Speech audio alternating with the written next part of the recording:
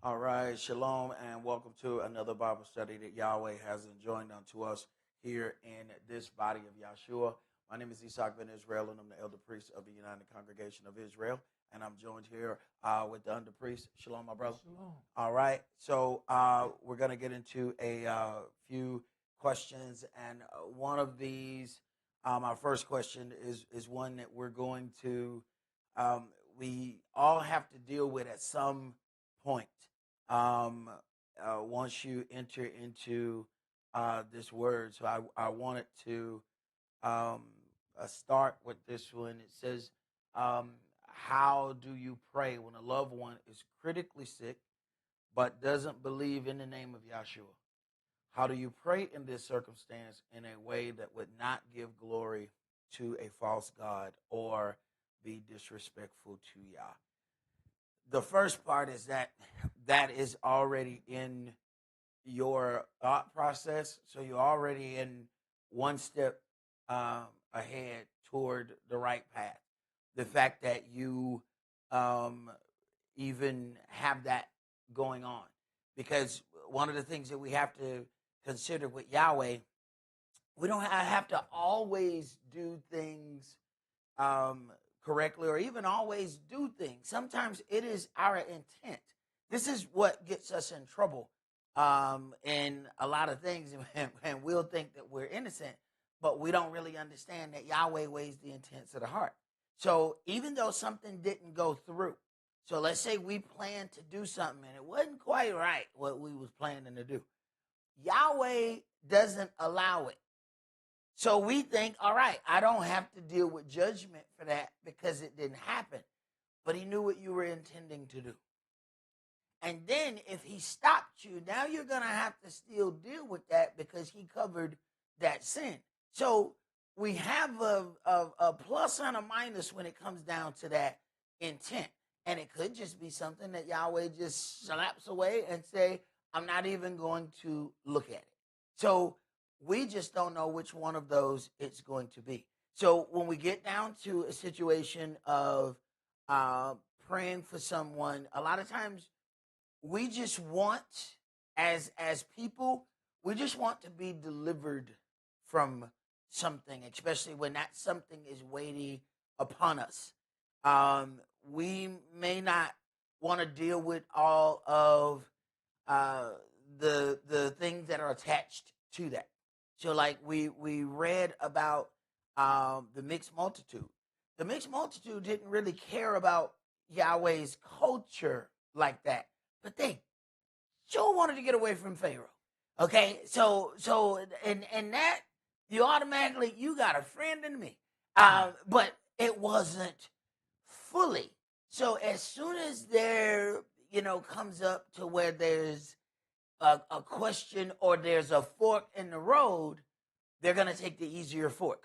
All right, because they were not in that for the long haul. They were in it for temporary deliverance. See, we're in it for the permanent deliverance, and the permanent deliverance takes a minute. All right, you can temporarily get delivered from something and then be happy about your temporary deliverance.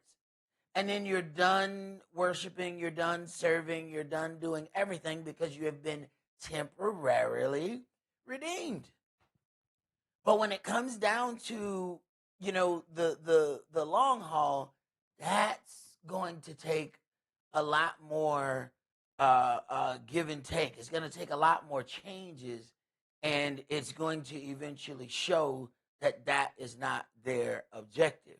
But we have to understand that Yahweh knows that we are not like in this bubble, that we have people around us that are not in his word, but around his word.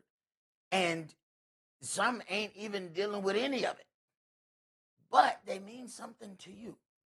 Here is where things are powerful and also scary, because you can get into a place where, yes, you offer up prayers for an individual, and yes, Yahweh may deliver that individual, and Yahweh has the right to decide that he is not going to attribute any of the things and said, I'm not going to count it toward them. I'm not going to count it against them. And we kind of have to go into a few things and showing that Yahweh will deliver someone that he really don't know or deal with at all, just because it was something you wanted. Let's go to 2 Kings chapter 5.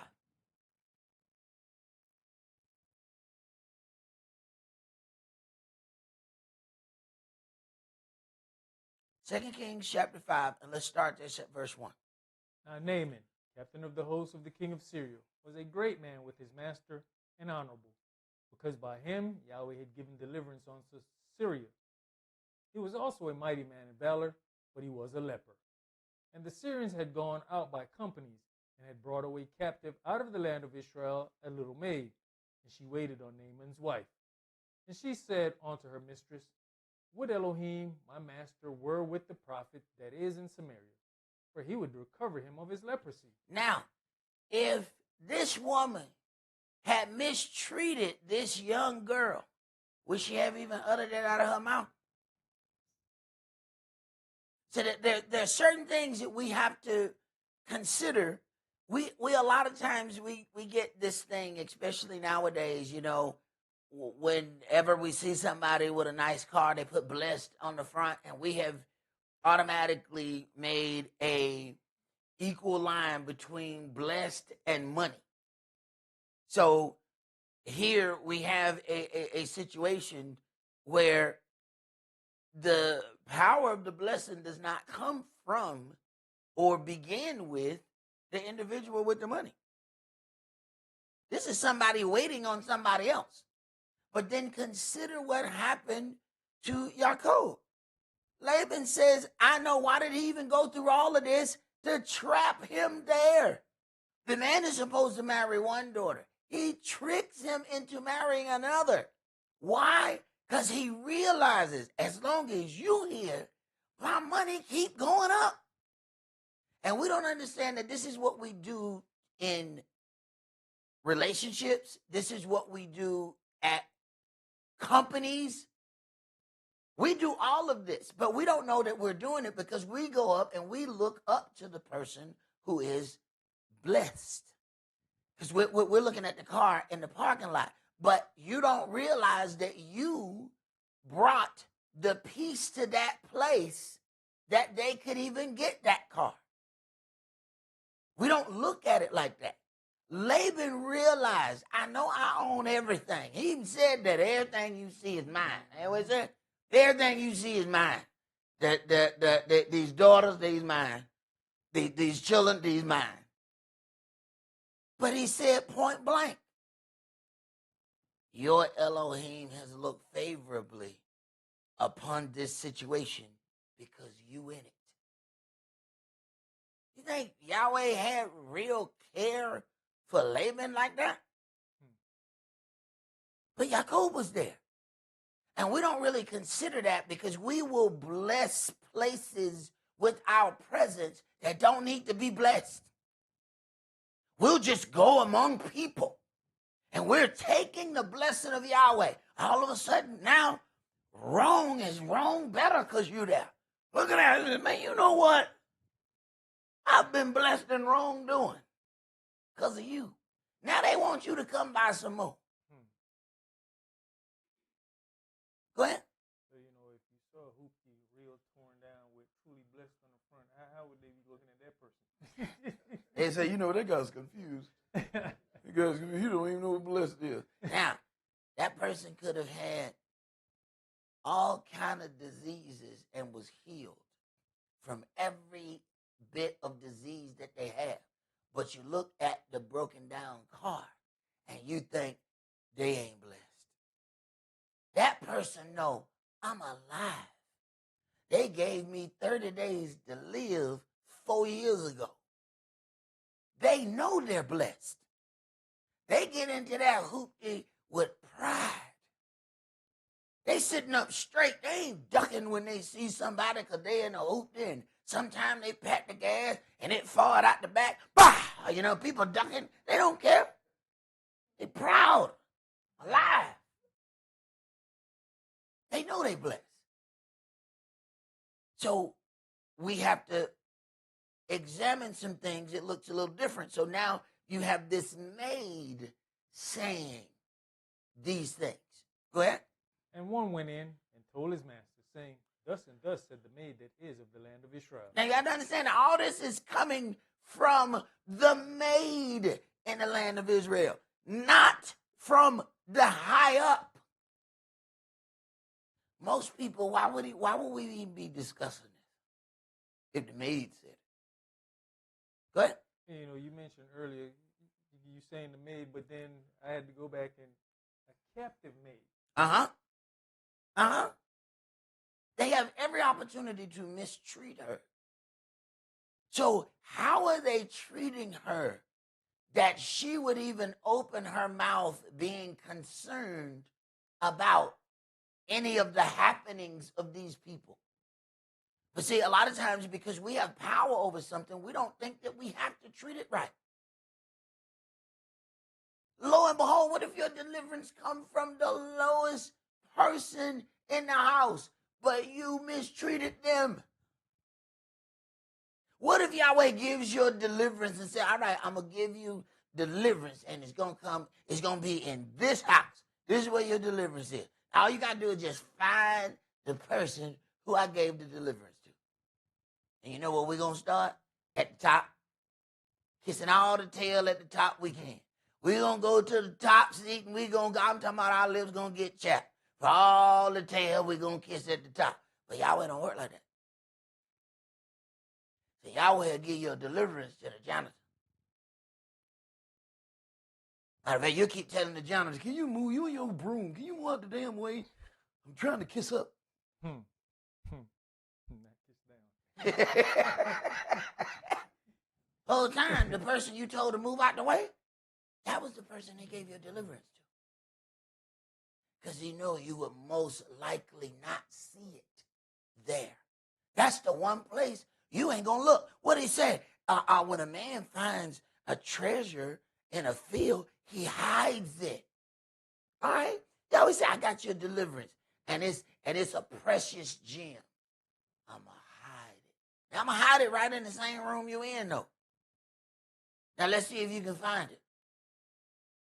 Go ahead. You know, Elder, back with the captive thing, one of the brothers was asking on the Shabbat about, you know, when our captivity is turned and we're now in control of that whole situation. He's like, so are we going to get punished for having them captives who held us captive? I said, no, the situation is going to be different because you have to look at the fact that how heavily they laid the yoke is what he said. That was the problem. It wasn't the problem that they held us captive. Mm-hmm. It's how heavy you laid the yoke while having us captive. You got it. And we can look at this situation. Obviously, the yoke ain't heavy. Right. And see, we think just because we have the power to do something that it means that you should do it. That is not what that means. Every person that believes they need to drive 120 miles per hour because the odometer said, Oh, look at that. This is 120. Let's go. 120. No, that's a problem. Why you doing that? You doing that just because you can? So then this is where having power then becomes very dangerous. Because if you do things just because you have the power, now a lot of problems and bad things have been put in motion that should not have been. Go ahead. And the king of Syria said, go. And I'll send a letter on to the king of Israel. And he departed and took with him 10 talents of silver and 6,000 pieces of gold and 10 changes of raiment. Now, this is a major movement going on because the little servant girl said something. Please don't get that part missed. Because a lot of times we pay attention to all of the grandiose part. We'll pay attention to the goal. We remember the goal. The goal, it sticks in your mind. All right? The changes of raiment, we'll remember that. What we don't remember, we'll even remember the medical miracle. Well, remember that. The one part in this story that we do not pay attention to is the little captive girl. Go ahead. You know, you've always said sometimes when you're having a conversation with somebody about the word, it's not necessarily for the person that you're talking to, but those in earshot. Yep. Because when you follow this story, she says this to her mistress. Uh-huh. But it's not the mistress that starts running and carrying the news. Mhm. Somebody else that heard it. Uh-huh. Took it and went somewhere else with it. Uh-huh. Nobody ever went back to her, but it just keeps going. And it just keeps going. Go ahead. And he brought the letter to the king of Israel, saying, Now when this letter is come unto you, behold, I have therewith sent Naaman my servant to you, that you may recover him of his leprosy. And it came to pass, when the king of Israel had read the letter, that he rent his clothes, and said, Am I Elohim, to kill and to make alive, that this man does send unto me to recover a man of his leprosy? Wherefore consider, I pray you, and see how he seeks a quarrel against me. And it was so. You know, now, this part can be confused. You see how he seeks a quarrel against me. Okay, so for those who may not have been into, some hood happenings, sometimes right before somebody get jumped on, they ask you like the dumbest question, right? Right before you get hit in the head. And the question is really not a real question, all right? So the question is really to throw you off right before you get punched. So they would ask something, ain't you that one that had that problem with my cousin? And poor fella, he'd be like, no, man, that wasn't me. Why he got his mouth open? Wow! It gone. So when he says, see how he seeketh a quarrel with me, sometimes right before the fight, there's a false problem. Like it really don't exist. All right? It's to bring false dialogue, but the fight is about to go down. So to some people, if you ask them something strange like that because of their past, they're going to swing on you already because they think this is already the start of a fight. Go ahead. And it was so, when Elisha the man of Elohim had heard that the king of Israel had rent his clothes, that he sent to the king, saying, Wherefore have you rent your clothes? Let him come now to me, and he shall know that there is a prophet in Israel. So Naaman came with his horses and with his chariot, and stood at the door of the house of Elisha.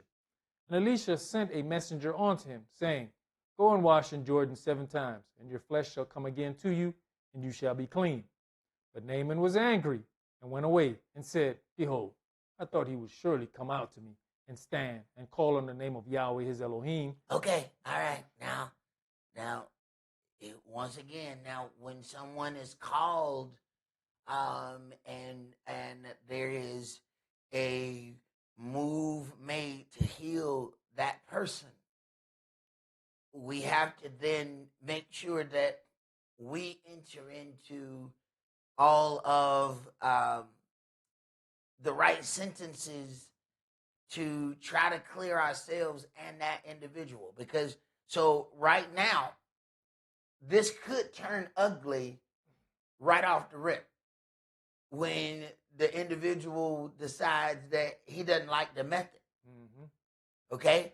And this may be a situation where we go and we pray for somebody, and then they don't like the method that Yahweh uses, and then they end up accidentally blaspheming. But I mean, come on, we do the same thing. Half the time, Yahweh is trying to pull us up on another level. But what he does in doing that a lot of times is he destroys the level that you're on.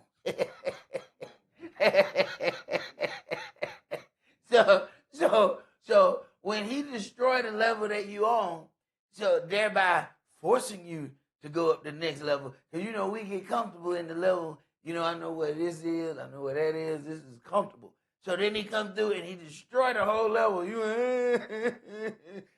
just a whiner. He is making you go to that next level. You ain't got no choice. He destroyed the one you on. But we don't like his method. So who are we to talk about the other people who don't like his method? We don't like it either. But I tell you what, you came up hither though, didn't you? Right. That's what happens when you ain't got no choice. See, when he wants to move you up, He don't really ask you how you feel about it. How you doing? You got a minute? It's Yahweh talking to you. Look, I've been thinking. Would you like to get a promotion in life? No, that's not going to happen. He is going to destroy the level you are on.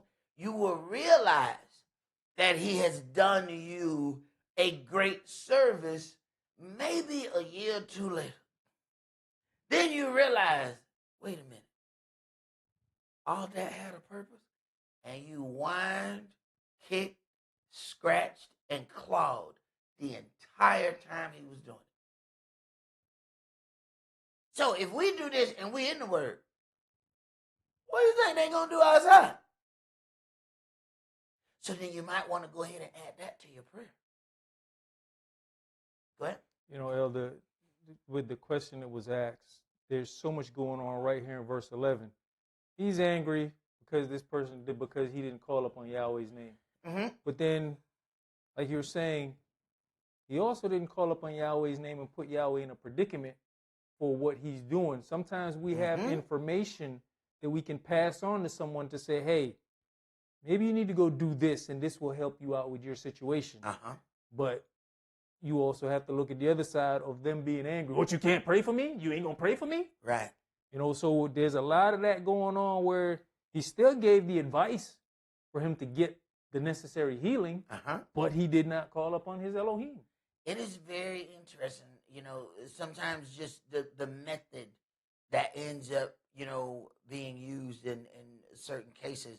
I have had some requests for prayer, and the bottom line, sometimes as individuals, especially in need, we just want what we want, and we want it right now.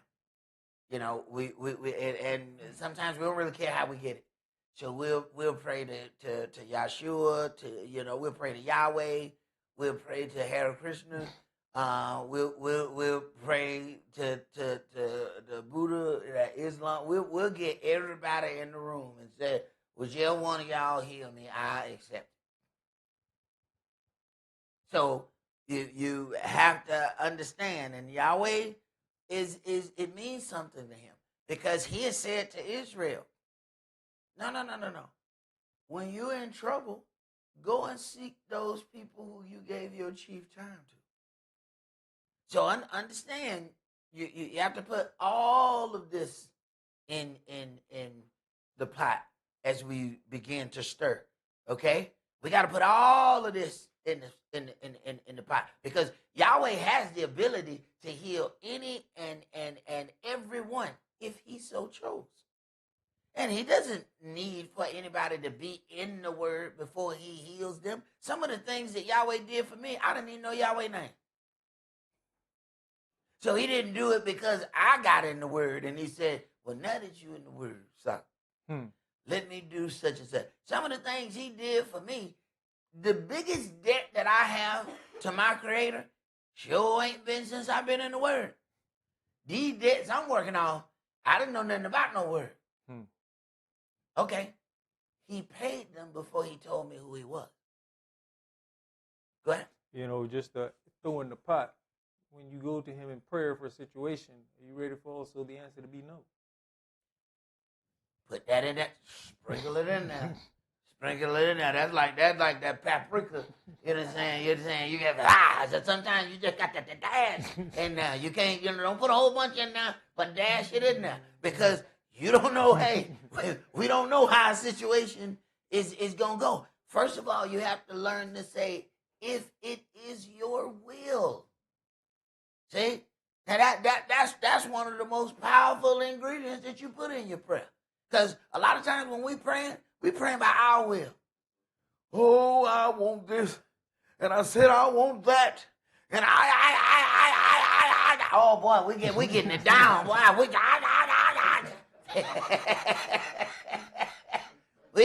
getting down with the eyes. All right, okay. Well, you want that.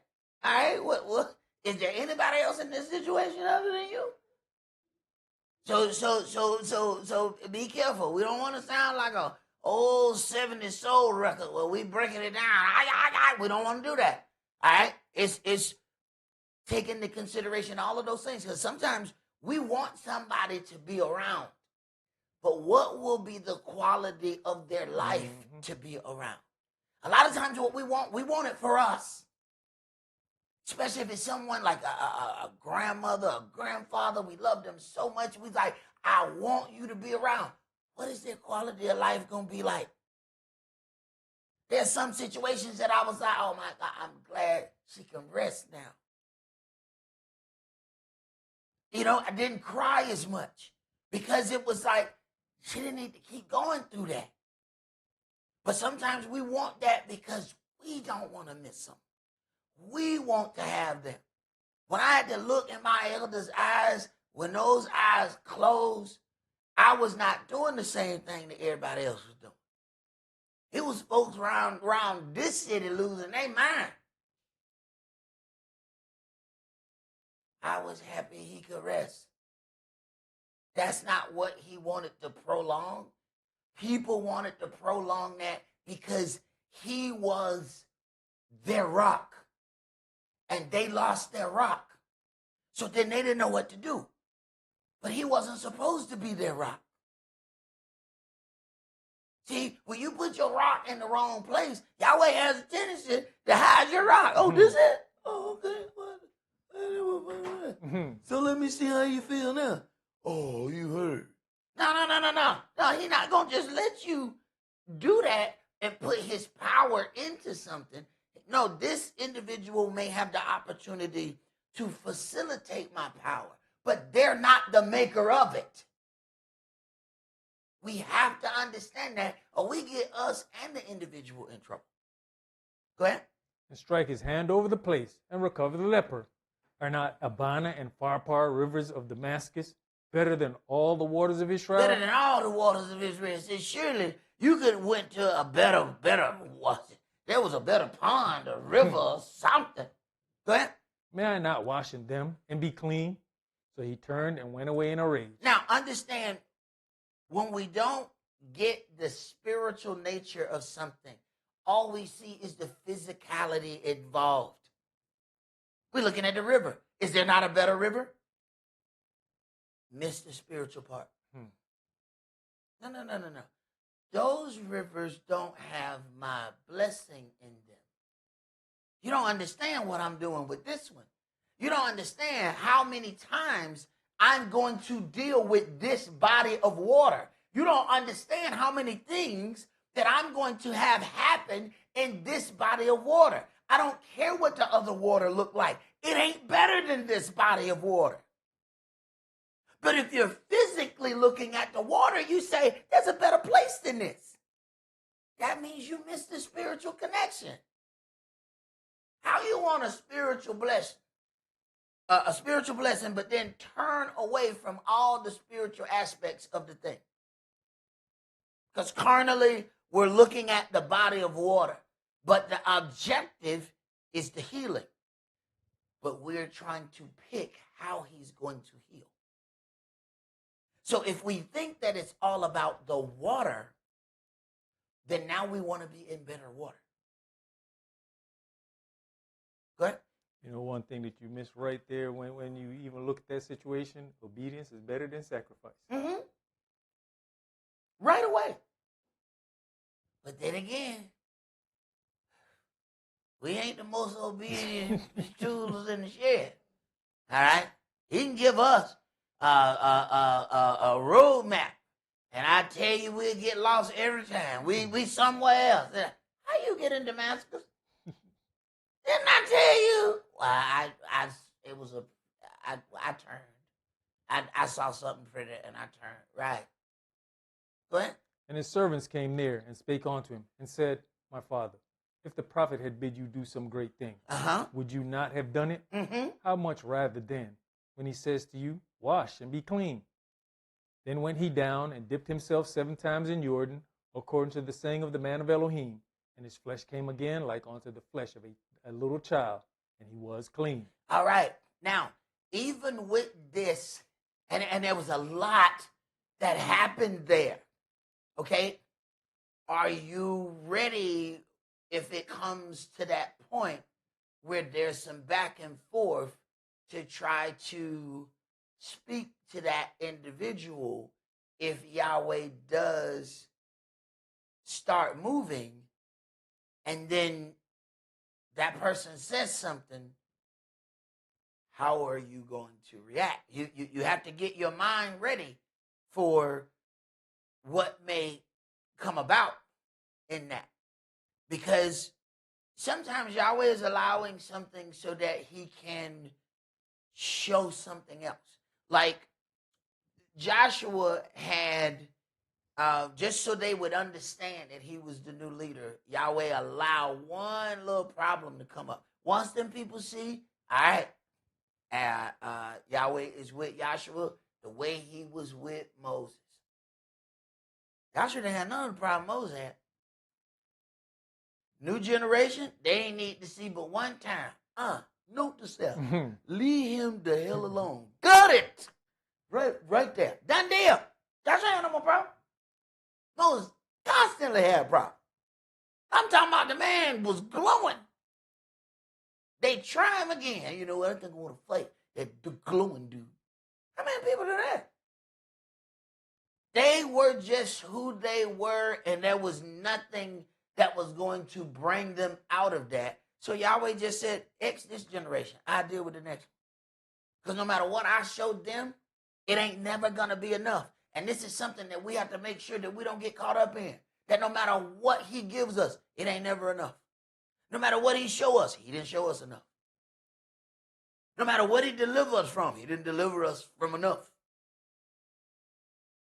We don't ever want to be in that predicament. So let's do, I want to go, let's go to Genesis chapter 14.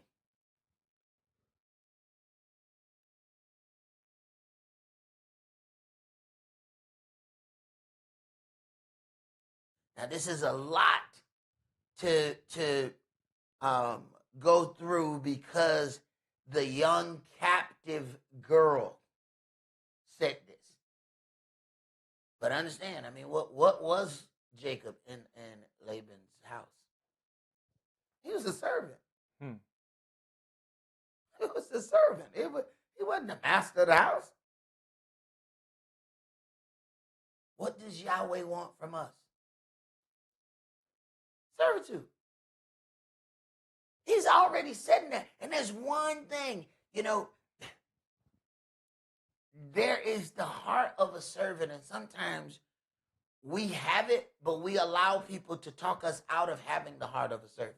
Because we get in the daughter of Babylon, and all we do is complain. This ain't enough fries in here. It's supposed to be a large. Don't put all that ice in my tea. I want tea, not TT. Don't put all this ice in here. I sip 2 times and my tea is done. Wet, there ain't no cheese on this cheeseburger. Wait a minute. We learn by watching other people. This is how they keep getting stuff. That they get something and they complain, and you watch and they get more stuff. And we like it. See, we stand in that line at Target and we watch them Gentiles go in there. Them Gentiles had $30,000 in the bank, and they out there at that register arguing about 99 cents. Mm-hmm. And you look, and they get $20 worth of free stuff for the 99 cents. And we said, wow, that was interesting. Now we want to do it. Now we want to go, but it ain't even in us. It ain't even in us. We'll not have the money and still like, let me ask you a question. Will you leave me alone if I pay it? Yeah, here you go. Bye. Other people don't work like that. But then we see that, and now we're renegotiating who we are because we want to get those free things too. Go ahead, brother. Genesis chapter 14. Let's start at verse 1.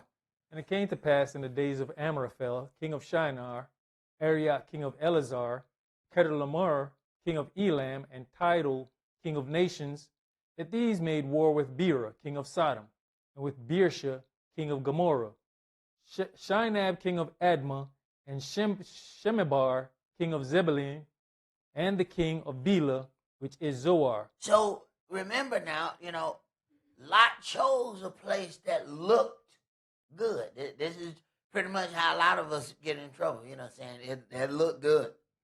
So then we go and dwell somewhere where it looked good, but spiritually, it wasn't all that.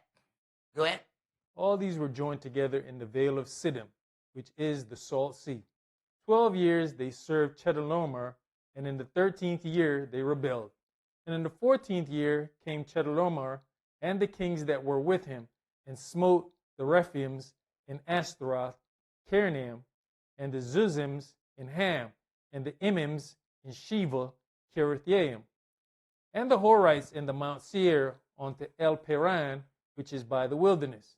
And they returned and came to Enmispat, which is Kadesh, and smote all the country of the Amalekites, and also the Amorites that dwelt in Hazez Zon Tamar. Well, I tell you what, you got to be an experienced reader to read verse 1 through 7. There was a lot going on. I think my other readers would have just quit. I think they would have said, you know what, the hell with this. You know what, man, can we jump to verse 8? That was a lot right there, brother. I appreciate you. Go ahead. And there went out the king of Sodom, and the king of Gomorrah, and the king of Admah, and the king of Zeboim, and the king of Bela, the same as Zoar, and they joined battle with them in the Vale of Siddim. With Chedorlaomer, the king of Elam, and with Tidal, king of nations, and with Amraphel, king of Shinar, and Arioch, king of Elazar, 4 kings with 5. Now, there's a whole lot going on, right? All right, keep going. And the Vale of Siddim was full of slime pits, and the kings of Sodom and Gomorrah fled, and fell there, and they that remained fled to the mountain. And they took all the goods of Sodom and Gomorrah, and all their victuals, and went their way. And they took Lot, Abram's brother's son. Now, whole lot of stuff, whole lot of war, whole lot of this, whole lot of that.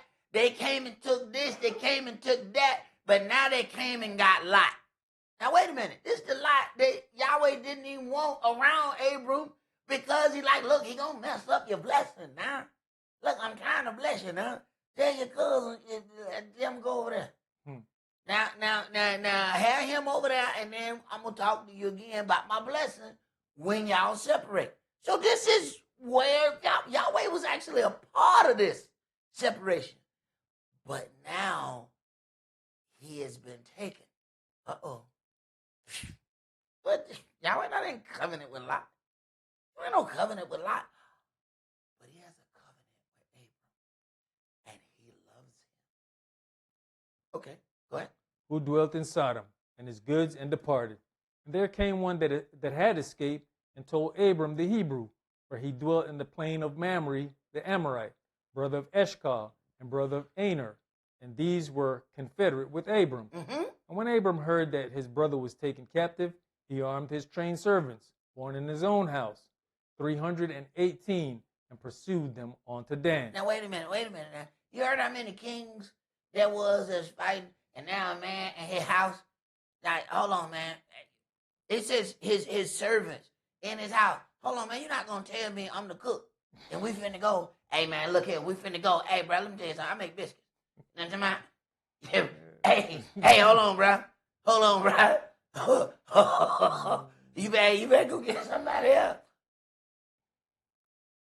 But this is a man that Abram cared about, which now puts Yahweh in a position.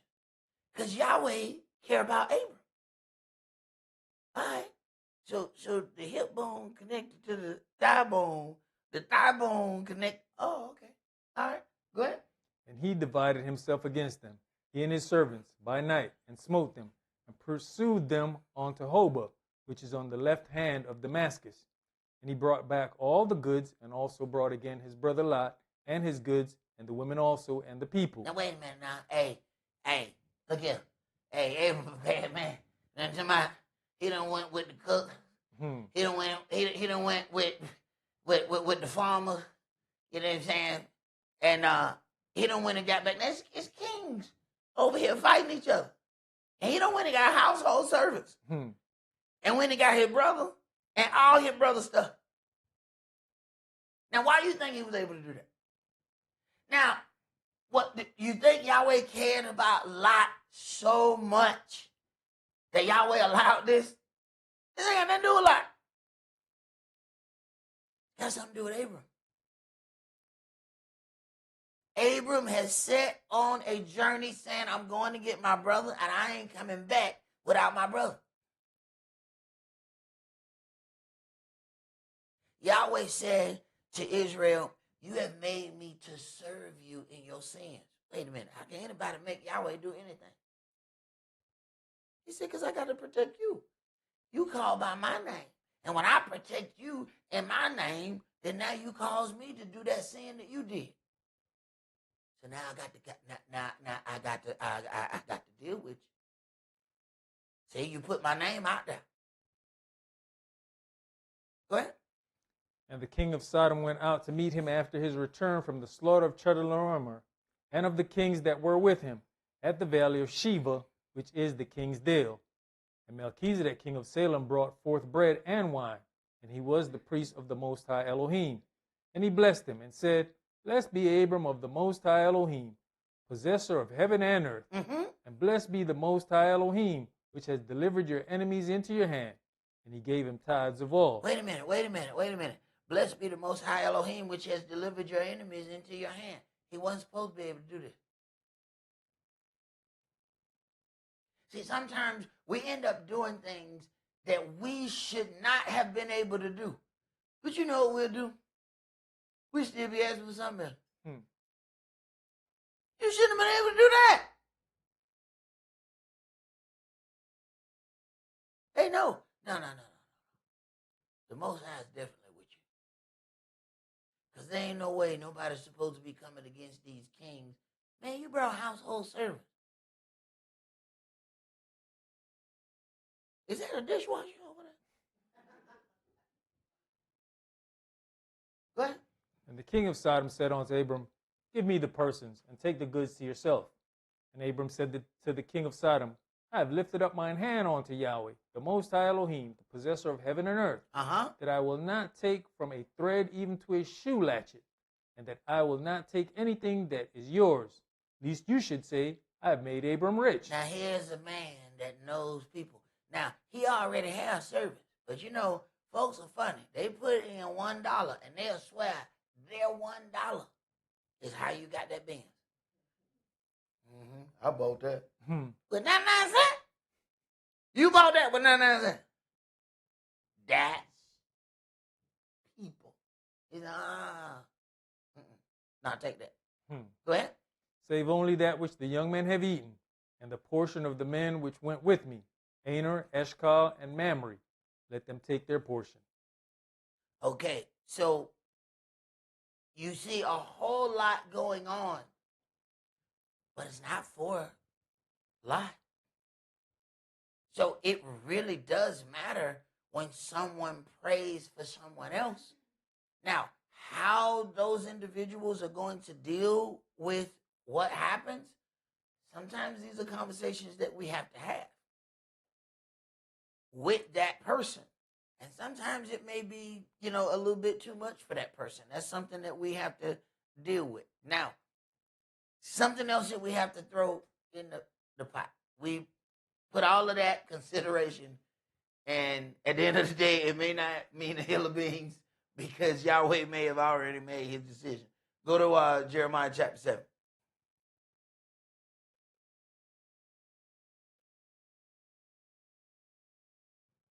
Start at verse 1. The word that came to Jeremiah from Yahweh, saying, Stand in the gate of Yahweh's house, and proclaim there this word, and say, Hear the word of Yahweh, all you of Yehudah, that enter in at these gates to worship Yahweh. Thus says Yahweh of hosts, the El of Israel, Amend your ways and your doings, and I will cause you to dwell in this place. Trust you not in lying words, saying, The temple of Yahweh, the temple of Yahweh, the temple of Yahweh are these. For if you thoroughly amend your ways and your doings, if you thoroughly execute judgment between a man and his neighbor, if you oppress not the stranger, the fatherless, and the widow. Now, none of this is happening in your comfort. For if you thoroughly amend your ways and your doings, if you thoroughly execute judgment between a man and his neighbor, you got to understand, if you execute judgment between a man and his neighbor, you know that one of them not going to be happy with you.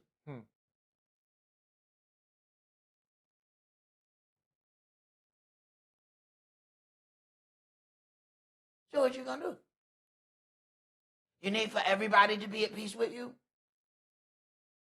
Does everybody need to say nice things concerning you? If you thoroughly execute judgment between a man and his neighbor, one of them are going to be angry at you.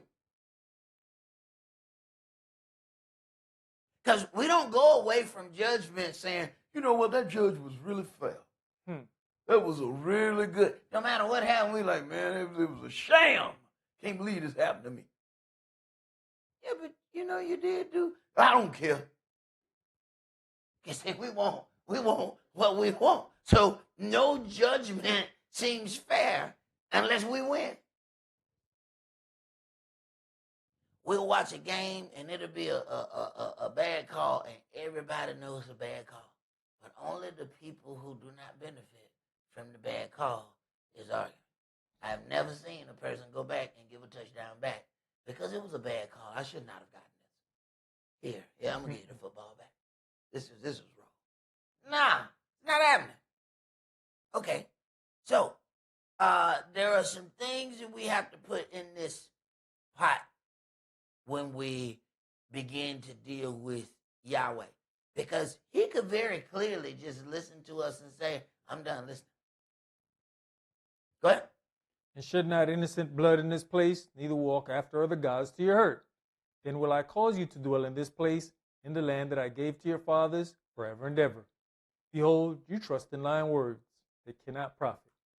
Will you steal, murder, and commit adultery, and swear falsely, and burn incense unto Baal, and walk after other gods whom you know not? And come and stand before me in this house, which is called by my name, and say, we're delivered to do all these abominations? Is this house, which is called by my name, become a den of robbers in your eyes? Behold, even I have seen it, says Yahweh.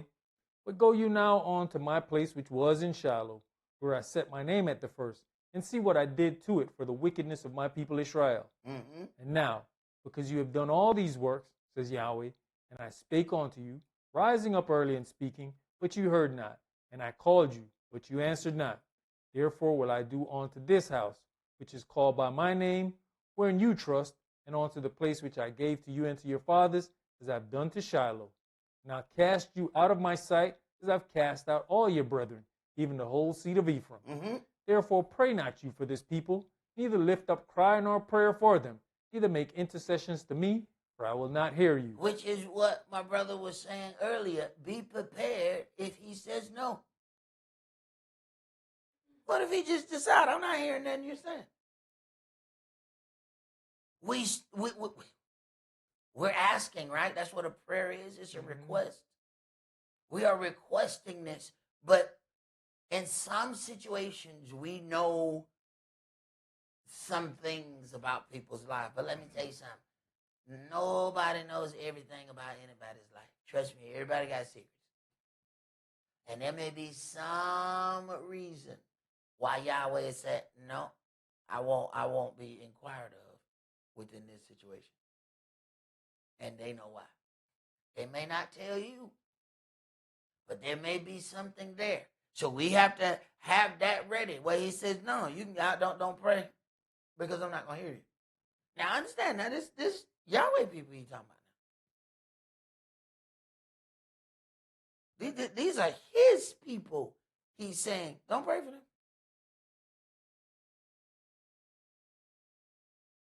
That is something that we oftentimes don't want to deal with, but he's holding them responsible for their actions. Let's go to Daniel chapter 10. As we go there, you mentioned earlier about, sometimes it's our own selfish reasons why we want someone to prolong. And, in the midst of whatever's going on, a lot of emotions and stuff are involved. And clarity sometimes don't come until the end. I know in a situation with my own father when he got sick, there was all of this, well, where's he going to stay? Where's he going to do? Boom. When it was all said and done and I look back at the whole situation, I was like, this was going to be a burden. This was going to be a burden on my household. Right. And we don't really consider things like that. We want, what we want, and it seems right to us at that time. But then when we start considering everything attached to that, then we can look back and say, okay, Yahweh did me a solid. Mm-hmm. But we have to consider, all right, what do we do about all that stuff that we said while he was doing it? Now consider yourself helping somebody. And the whole time you helping them, they slapping you and kicking you and biting you and they calling you all kind of names. You three-legged monkey. You ugly. I mean, they call you all kind of names. What is your dedication level after you've been called all these names? After they done treated you, funny. They done spoke to you funny. They done did all these things the whole time. You know something they don't know and you trying to help them. Look, you don't know what this is and I'm trying to help you. Happen to us all the time with kids. You look at your kids, you see some things that they don't see and they think you crazy. But it's our turn.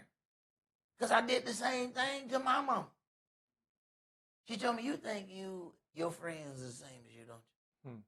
Yeah, they're my partner. Y'all not made from the same cloth. You just saying that because I'm your son. Get on out of here. I ain't believe it. Slowly but surely, as time, it took years and years. And then one day, I got to go back to the woman. I finally see what you saw. She said, I told you. But here's that thing.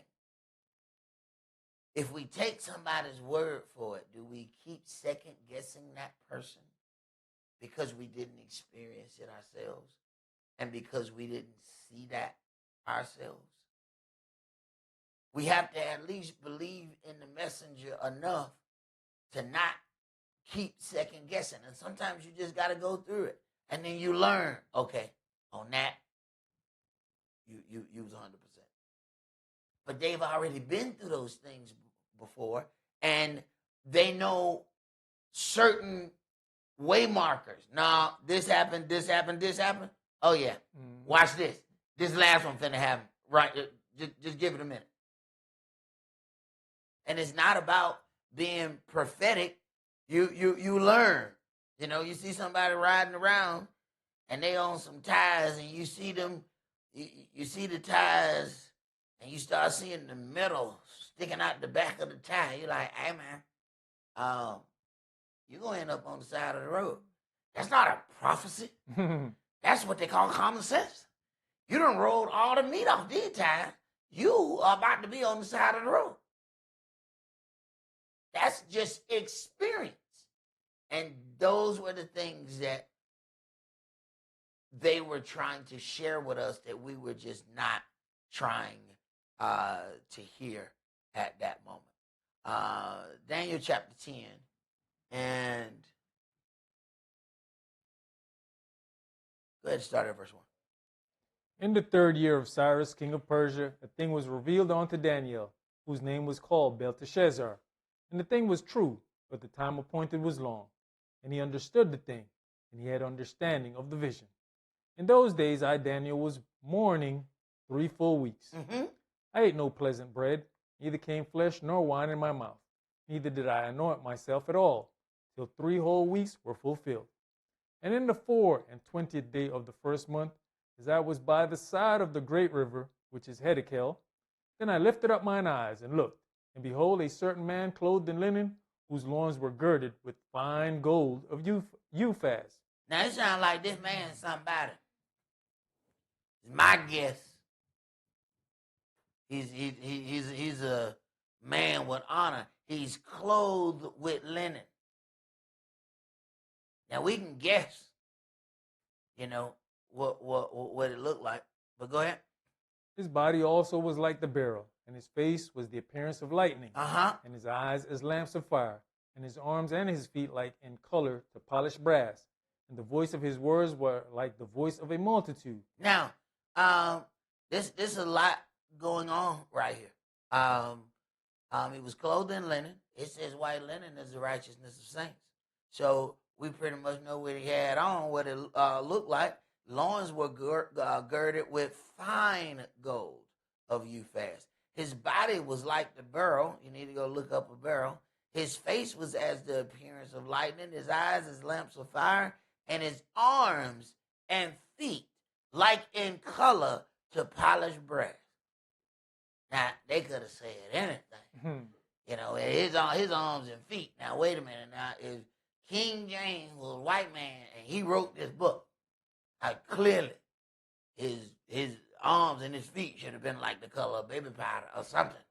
All right? It seemed like they would have put something else in here. It just don't sound like something that somebody would write if they trying to not say. Because if it's brass, polished brass, we would call that antique brass. Now, if you look at antique brass, it's this color. And we keep saying we don't know this. And then when you start dealing with something, then people say you're racist. Now, I'm racist because I read. I get to be a racist because I read. It said what his arms and his feet looked like. Apparently, he was wearing sandals.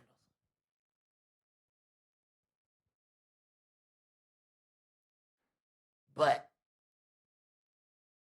a certain level of knowledge becomes a burden. A lot of things we want to know the outcome of something. But if Yahweh tells you the burden of it, and then imagine having this burden, and the people around you ain't able to receive it. Even if you told them, all they're going to do is lash out at you. This man has been given something, and he ain't eating. See, he ain't no pleasant bread. He eating enough to keep himself up. It is bothering him. Go ahead.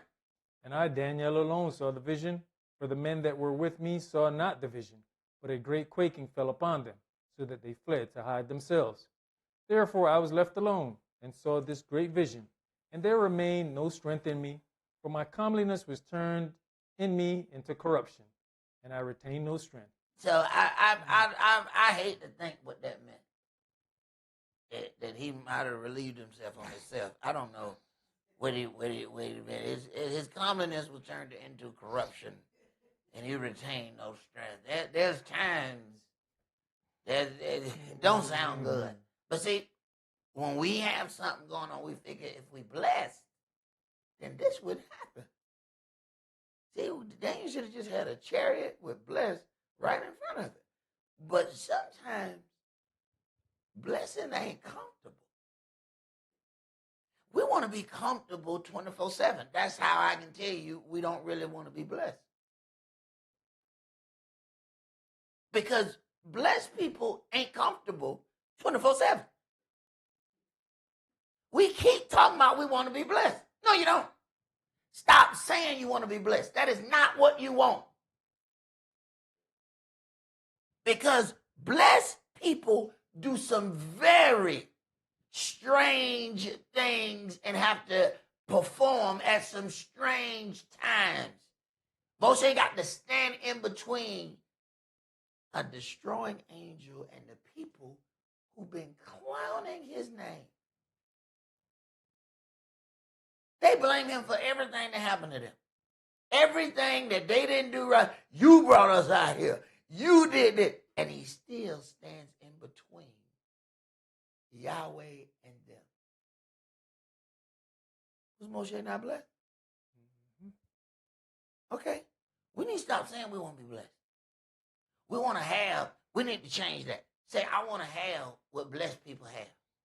Go ahead. That's the new phrase from now on. I want to have what blessed people have. Go. Boy, I'm going to give him a t-shirt. Go ahead. Yet heard I the voice of his words. And when I heard the voice of his words, then was I in a deep sleep on my face, and my face toward the ground. And behold, an hand touched me, which set me upon my knees and upon the palms of my hands. And he said unto me, O Daniel, a man greatly beloved, understand the words that I speak unto you. Wait a minute, a man greatly beloved. I would say he blessed. He don't feel very blessed right now. Sometimes we have already packaged the blessing that we want, but the blessing that Yahweh has may be different than the one that you saw in the window. And you've been window shopping all day. You say, I know the blessing that I want. It's got the blue box. This is the blessing I want. He said, oh no, he got a blessing for you. But it ain't that one. And it ain't packaged the way that you have envisioned it. And you know, once we envision something, we really don't want to see nothing different than our envisioning. You know, we'll take it back. I hope this ain't what you're giving me. No, you take that. I'm better than that. Okay, all right, go ahead. And stand upright, for unto you am I now sent. And when he had spoken this word unto me, I stood trembling. Then said he unto me, Fear not, Daniel, for from the first day that you did set your heart to understand and to chasten yourself before your Elohim, your words were heard, and I am come for your words. Wait a minute. From the first day that you started, I already been sent. All right, from the first day. All right, you read? But the prince of the kingdom of Persia withstood me 21 days. Now, wait, whoa. How many people done got cussed out in 21 days? You don't care nothing about me? If you love me. Oh, my God. You know how much stuff we gonna say in 21 days? Do you know how much? Oh, my God. It take us one day. Add 20 more. We done cussed out everybody in 21 days. And we feel justified in the cussing. We done ran out of cuss words. We are now making up words that don't even go together. Why? 21 days? 21 days? What kind of God did you say? 21 days? What? Okay. Said, from the first day that you began, it was already. Understand, we're talking about at the point that you say, Abba Father, hey, go take care of it. But Yahweh, they're not finished talking yet. Boy, go. You're going to hit some turbulence along the way. But go. Go now. They didn't finish talking. But here is the difference. And it made me think, because I remember going through some things in my life, and I was going through, you know, at first everything's working. Like, I prayed, before I even finished praying, boom, the answer would pop up in my head, and I'd be like, you know, no, I'm tripping. Boom, it'll be the answer. I'm like, what in the world is this? And I'm thinking, this is going to continue. You know, I want this for life. I didn't realize it's like, I'm just like training you because like you finna get hit in your face and I need you to just be ready. But, you know, I got used to, you know, I think about it, I pray about it, boom, I get the answer. Then my elder passed and they took everything from me, stripped me from everything, and it went dark. I go to praying and there's no answer. There's no nothing. There's no direction. There's no nothing. And I got used to how things was happening before. And I'm like, Yahweh, hey, come on now. Stop playing. Come on now. Hey, it's your boy talking to you. Now, come on now. Don't do this to me. I said, come down there now. It's your lowly servant talking to you now. I mean, hey, your boy. I went tripping because I got accustomed to something. But that wasn't supposed to be the norm. That was, you are about to go through This is a pivotal moment. So I'm getting you ready for that. We don't think about, there's some points where he says, all right, Yahshua said, all right, now after this, I'm not going to talk much with you. But he was there. He was there. He was hitting them. He was hitting them with parables, questions. He's hitting them with his wisdom. He's doing all of this. And he said, hey, look, hey, on everything. We ain't going to be talking much after this. What? What are you talking about, man? You been here like every day, all day. I know, but I'm about to go. Now, I'm going to need you to pay attention to the stuff that I told you. Why, if you are an accomplished servant, do you need to be talked to every day? I keep trying to tell people, only slow people need to be talked to every day. And I mean, just go ahead and admit you're slow. Because this is what you want. You want Yahweh to talk to you every day? There has to be some spiritual slowness there. Why would you want that? You need to be reassured constantly.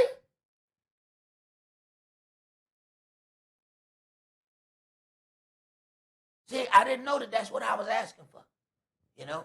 And sometimes you got to be man or woman enough to admit your own spiritual slowness, you know? You know what I'm saying? I had to go ahead and man up. All right, I'm being spiritually slow right now because I got used to it and I liked it, okay? But he didn't do that no more. And it got far and few. Why I need to keep talking to you? Wait a minute. You got some people over here that's kindergartners. Let me go spend some time with these kindergartners. I'm spending all this time with you. You in 12th grade. Supposed to be talking to you all day. What's wrong with you? What's wrong with you, boy? Oh, but I'm going over here and help them break the crackers on the line. You can stay here with you. See, I had to get that. See, but you got to deal with that in here. Okay? Go ahead, brother. Where we at? Middle of verse 13. Okay. But, lo, Michael, one of the chief princes, came to help me, and I remained there with the kings of Persia. Now, but the prince of the kingdom of Persia withstood me 21 days. But lo, Michael, one of the chief princes, came to help me. How much you don't know about what all Yahweh has done to help you? What all have you said in those 21 days? Not only did he send somebody to help you, but he sent somebody to help somebody. Now, what came out your mouth in 21 days? We'll be in argument about what we said last Thursday. Now, I want you to back up the last 3 Thursdays. now, think about everything, and not just the Thursday. I mean, every day within that. What all did you say in the 21 days that you thought you were not being delivered?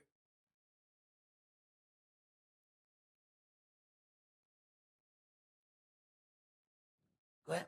You know, what's interesting, too, is that we all don't like to go through stuff alone. But you see, he went to do this alone, even though there's people there. He still had to go through it alone. Because at least they know they badgering you every day. Now you go speak ill-advisedly because they badgering you. Ain't that what happened with the mixed multitude? Mm-hmm. You know, we used to have that fish and that rice. You know that rice with that sauce? What we doing? Yahweh, we want that fish and that rice with that sauce. Why? Because somebody else said it. We don't understand it. Once you go through something on your own, that's power that can never be taken away from you. We don't get that. We don't understand. When you go and you receive help, then you also have to share that crown. When Barak decided he wasn't going to go unless Deborah went, Yahweh said, all right. But I tell you what, the victory not going to be yours. Since you want this woman to go with you, you supposed to be a soldier. But you need to have a woman there. See? So you ain't gonna go and let the woman go. All right. I'm gonna sell that king in the hand of a woman. You ain't gonna do it. Now you big bad soldier, but I'm gonna let that woman kill that king. you're not going to do it. Check that out. But hey, he said that's how you set it up. So when the outcome shows up, we act like we don't know why it came. No. Put this car in reverse and look at all of the stuff and the decisions that were made along the way, then you'll understand why it showed up that way. You're a great king, but you went in there and Yahweh delivered that king in the hands of a woman. Why? Because you said, I ain't going, and let that woman go with me. Yahweh listens. He pays attention to how we operate. And even when he delivered, he didn't stop deliverance. He said, all right, I'm going to deliver, these people. But I'm going to tell you how I'm going to deliver them because of how you came. Do we even consider the way in which we approach something? Yahweh said things concerning my sons, command you me. Now you need to understand, if you're dealing with somebody outside that culture, I wouldn't go commanding nothing. All right, so I already know your boundaries when it comes down to that. Now, I don't know if any of us, because we get so close into our own thing, and if you've been watching the news, everybody, at some point, you see all the destruction in Gaza, but it is so much death going around everywhere. The situation in Sudan, they said it might be the biggest humanitarian crisis on the earth right now, and it's straight ethnic cleansing, and it's one thing. So they will talk about the ethnic cleansing that's going on in Gaza. Same thing happening in Africa. What I found interesting is when I looked at the pictures, the people who are doing the killing look very different from the people who they're killing. And it's a Muslim ethnic cleansing. All of the Arabs are then in that part of Africa killing all of these Africans. And these Africans, some of them, a lot of them, look very, very close to us. I found that very interesting when I looked at the difference between, the soldiers waving the AK-47s and the ones who they killing, raping, maiming, torturing. They doing all, and they're not even carrying the camera on. They right in front of the camera.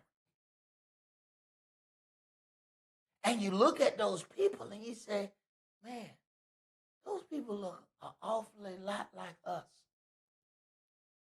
It's kind of interesting, some of the things. So we might be thinking that we have more time, that these evil angels are going to be here doing all of these evil deeds. And I'm telling you, there's like a lot of killing going on, but they're not putting all of that on this news. You have to go somewhere else to see that. And we have been spoiled in everything. We have not had to deal with any of those conflicts. But that has gotten us in a mind space. So what happened when we get ready to turn our lights on? We paid the bill, but the light don't come on. We keep watching all of these things from afar. Sooner or later, it's not going to be far. We're going to have to witness it up close. And then a lot of these things that we argue about, they are not even going to be relevant anymore. You're not even going to think about it because you're going to have too much on your mind to be thinking about the trivial things that bother us now. It's a thing that my aunt, she passed away, but she used to say this thing to me. I would say, my head hurt. She said, you want me to make you forget about your head hurt? I said, how you gonna make my headache go away? Yeah, it'll make your headache go away. I guarantee you, it's gonna be the last thing you gonna think about is your headache. I said, how you gonna do that? She said, stick your foot out. I said, nah, man, I'm not playing that game. She grabbed a hammer. Come on. I guarantee you, when I do this to you, your headache is gonna be the last thing on your mind. Now, but check this out. Now the headache ain't gone. Mm-hmm. You just got a bigger pain to worry about. That's something that we've not considered.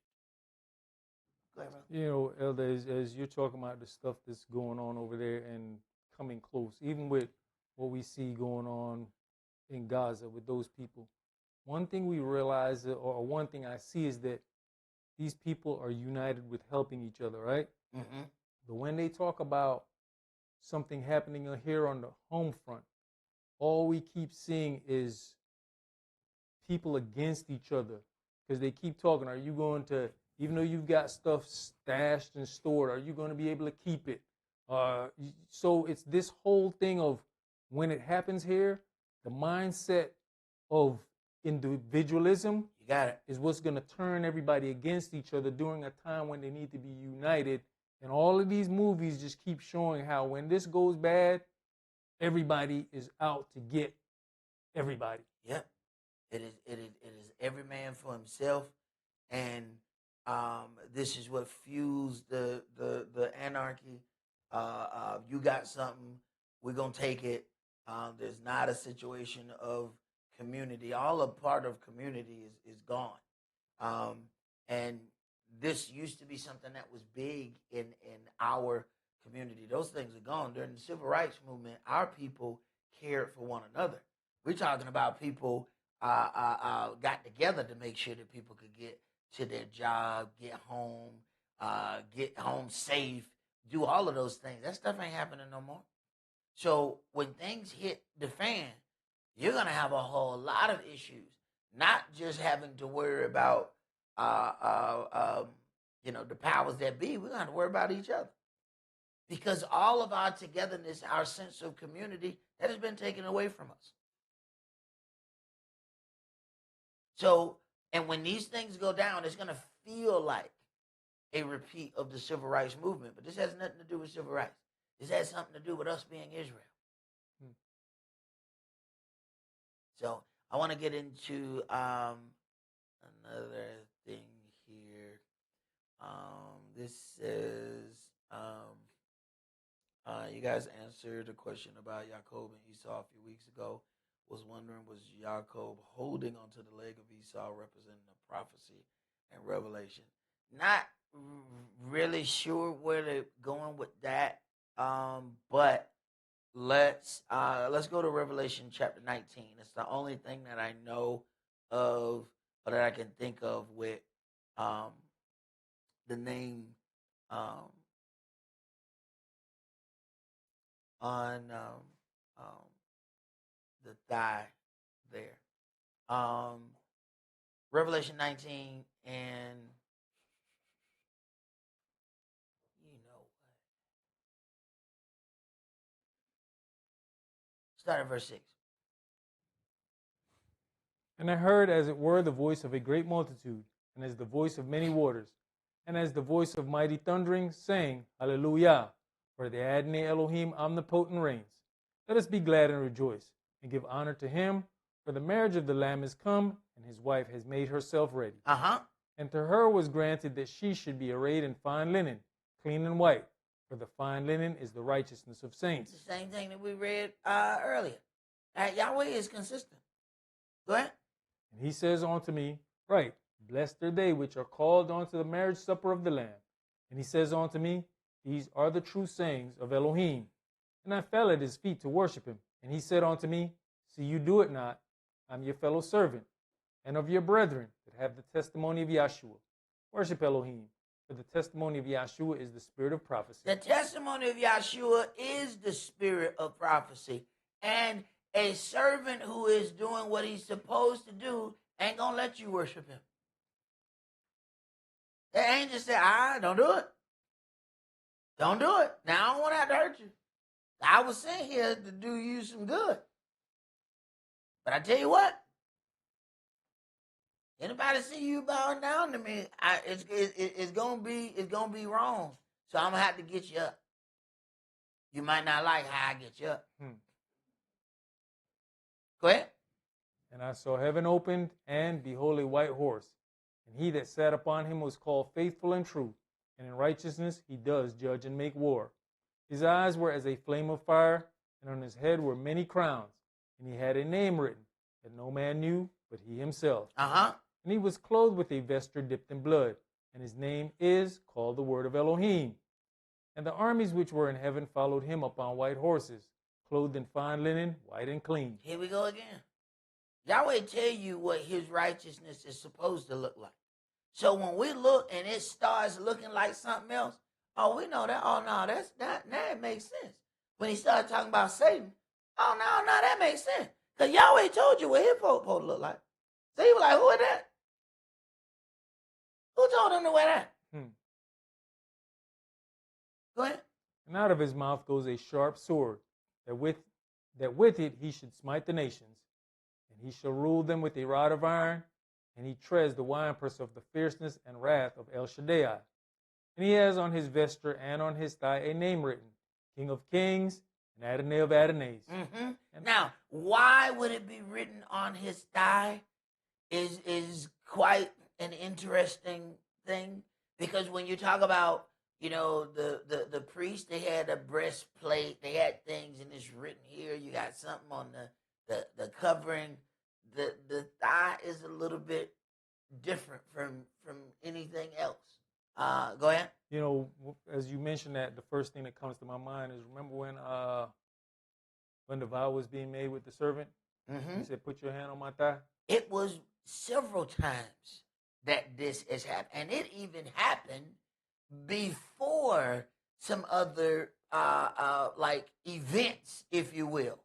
So, and we're going to go and read that. Go ahead. And I saw an angel standing in the sun, and he cried with a loud voice, saying unto all the fowls that fly in the midst of heaven, come and gather yourselves together unto the supper of the great Ale, that you may eat the flesh of kings, and the flesh of captains, and the flesh of mighty men, and the flesh of horses, and of them that sit on them, and the flesh of all men, both free and bond. All right, so we're talking about this event here. Let's go to what you were mentioning.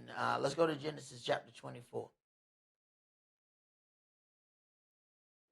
Because you don't go past a whole lot of things where they're talking about, he's going to put something on his thigh. Now, let me tell you something. You know what I'm saying? Hey, hold on, bro. You know what I'm saying? We don't do a whole bunch of thighness. And hey, look here. Yeah, it's a very uncomfortable situation. When a man is saying something. You got to think about it. If we're wearing the clothing that we're supposed to be wearing, we are covered. So let's go to Genesis 24. Let's start at verse 1. And Abram was old and well stricken in age, and Yahweh had blessed Abraham in all things. And Abraham said unto his eldest servant of his house, that ruled all that he had, put, I pray you, your hand under my thigh. And this is very, very, I don't like their way of promising. I've never promised, to a man or entered into agreement in such a manner. You know what I'm saying? I mean, we shook on it. You know what I'm saying? We put a pound on it. You know what I'm saying? I didn't, you know what I'm saying? But I ain't, that whole put your hand under my, please don't put your hand under my thigh. I don't think I'm ready for this level of covenant. Go ahead. And I'll make you swear by Yahweh, the El of heaven and the El of the earth. But when you're entering into a serious agreement, should it be comfortable? What things do we remember? Think about it. 20 events happen in the night. Which ones we remember? It ain't the good ones. What do we remember? Everything that is uncomfortable. We're going to remember it just like this. So if Yahweh just so happened to want to make sure that there is something that you remember, does he need to make it good? Or does he need to make it bad?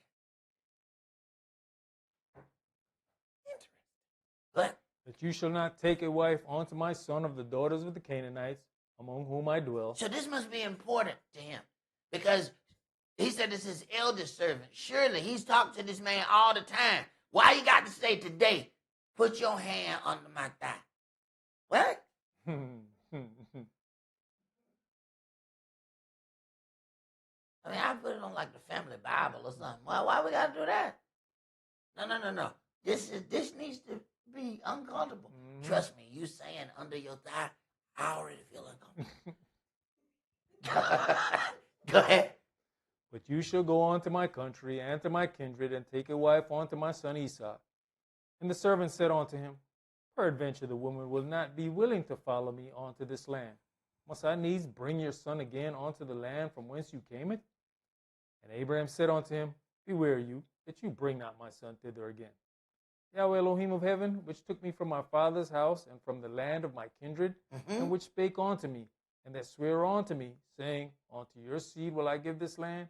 He shall send his angel before you, and you shall take a wife unto my son from thence. So he says, beware that you do not bring my son back. Oh, that was pretty important then.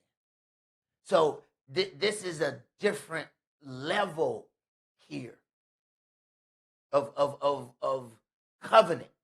No, don't bring him. Do not. Go ahead. And if the woman will not be willing to follow you, then you shall be clear from this my oath. Only bring not my son thither again. Just don't bring him. Don't worry about it. You okay if the woman won't follow you. You this is your clause. This your out clause. But if they said, bring him here, that we make done deal. The deal's off. Go ahead. And the servant put his hand under the thigh of Abraham his master, and sware to him concerning that matter. And the servant took 10 camels of the camels of his master, and departed, for all the goods of his master were in his hand. And he arose, and went to Mesopotamia, unto the city of Nahor. And he made his camels to kneel down without the city by a well of water at the time of the evening, even the time that women go out to draw water. And he said, O Yahweh, Elohim of my master Abraham, I pray you, send me good speed this day, and show kindness unto my master Abraham. Behold, I stand here by the well of water, and the daughters of the men of the city come out to draw water. Let it come to pass that the damsel to whom I shall say, Let down your pitcher, I pray you, that I may drink, and she shall say, Drink, and I will give your camels drink also. Let the same be she that you have appointed for my servant Esau. All right. Jump to Your servant, pardon me. go to Genesis 47.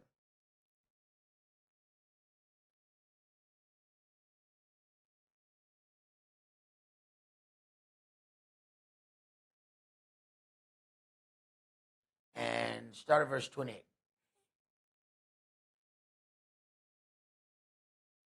Jacob lived in the land of Egypt 17 years. So the whole age of Jacob was 147 years. And the time drew near that Israel must die. And he called his son Joseph, and said unto him, If now I have found grace in your sight, put I pray your hand under my thigh, and deal kindly and truly with me. Bury me not, I pray you, in Egypt. All right.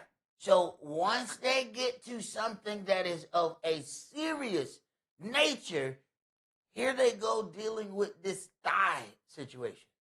Then you have Yahshua having this name written on his thigh. And it just kind of comes out of there, this name written on his thigh. What you got that for? So is this covenant based? What is the reason there? Now let's go to Genesis chapter 32.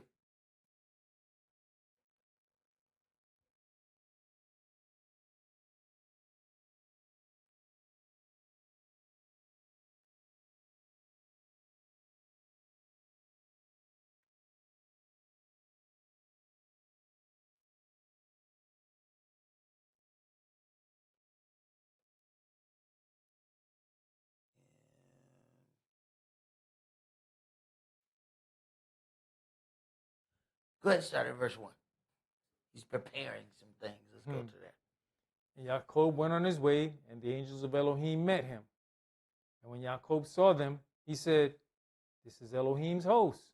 And he called the name of that place Mahanaim. And Jacob sent messengers before him to Esau, his brother, onto the land of Seir, the country of Edom. Now, several things are happening now as he goes to meet his brother. It's not just a situation of, his brother felt, betrayed. Even though the brother sold the birthright, we ain't never thinking about like what we did. It's always what happened to us. So, so clearly he did wrong, and that's all I want to hear. I don't want to hear nothing else. Now, here's the issue. For these 20 years, he has had all use of everything. Y'all know it takes us about 20 minutes to call something ours, right? It could have property of James Smith. Dial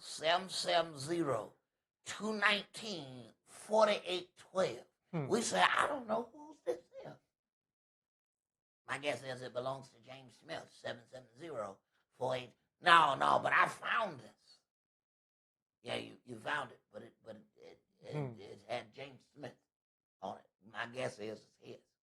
So if we can, in our mind, this is how we always look at covetousness like this. Like somebody has something and we want it. And we say that's covetousness. We don't really consider covetousness being something came to us, but it wasn't ours. And then we refuse to let it go because now we've gotten accustomed to it. We don't look at that as covetousness. We look at that as, this is just something I've gotten used to. Right. You got used to having something that belonged to somebody else. Mm-hmm. So now that's an issue. Go ahead. And he commanded them, saying, "Thus shall you speak unto my master Esau. Your servant Jacob says thus, I have sojourned with Laban and stayed there until now. And I have oxen and asses, flocks, and men servants and women servants. And I have sent to tell my master that I may find grace in your sight."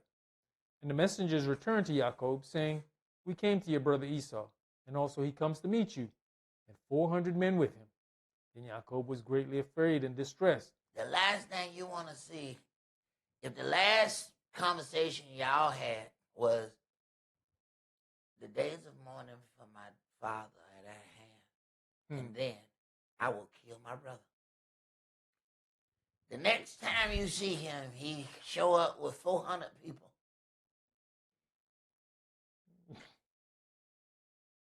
not a desired meeting. This is not the way you want this to go. Go ahead.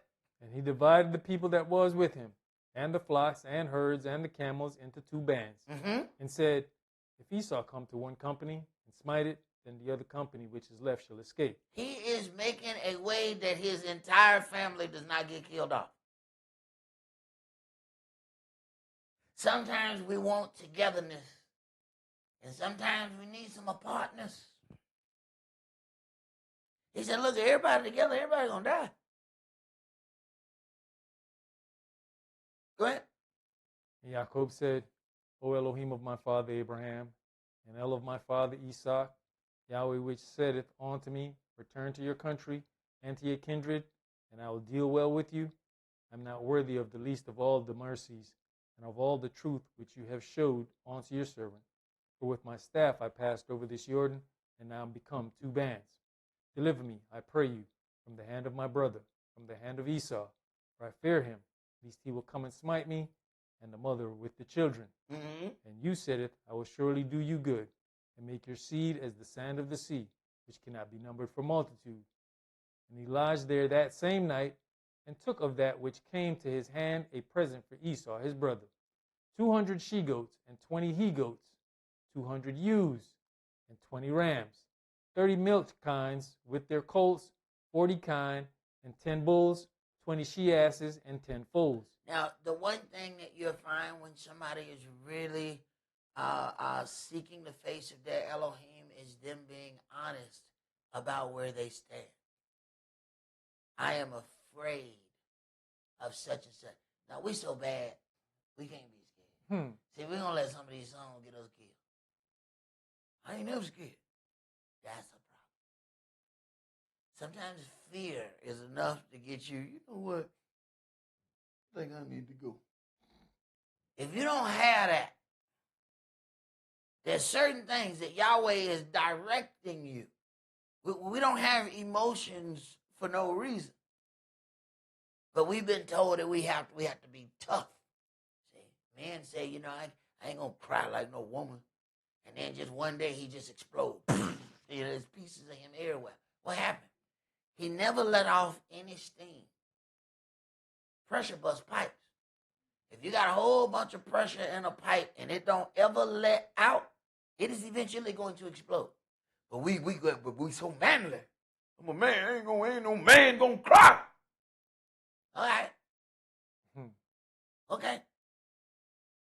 But that pressure is going to do something way worse than crying. So when you go to your Elohim, you can make your own prayer abomination because you decided that there were certain things you weren't going to say.